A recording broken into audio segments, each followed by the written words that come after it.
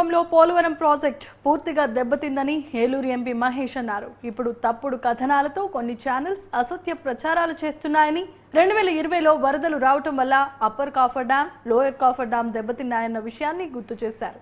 Polavaram project గురించి CM చంద్రబాబుకు అన్ని తెలుసన్నారు. టీడీపీ ప్రభుత్వంలో 72% పనులు చేస్తే వైసీపీ ప్రభుత్వం కేవలం 3.87% మాత్రమే చేసిందన్నారు. త్వరలో ప్రాజెక్టు గురించి అన్ని విషయాలు బయటకు వస్తాయని ఎంపీ మహేష్ అన్నారు. ప్రతి ఒక్క ఆ ప్రాజెక్ట్లో ఉండే ప్రాబ్లమ్స్ అంటే ఈ వైఎస్ఆర్సీపీ గవర్నమెంట్లో ఈ ప్రాజెక్టుకి సంబంధించి ఏం నెగ్లిజెన్స్ జరిగింది, ఏం డ్యామేజ్ జరిగింది అంతా కూడా మీడియా ముందు పెట్టడం జరిగింది.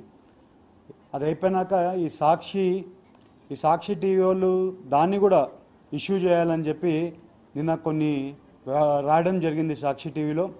ఇవాళ పోలవరం ప్రాజెక్ట్ అనేది ఎంతో ఇంపార్టెంట్ ప్రాజెక్టు మన ఆంధ్రాకి సంబంధించి. ఇవాళ ఆ ప్రాజెక్ట్తో రాయలసీమ అయినా కానివ్వండి, అట్లాగే శ్రీకాకుళం వరకు కూడా వాటర్ పోతాయి.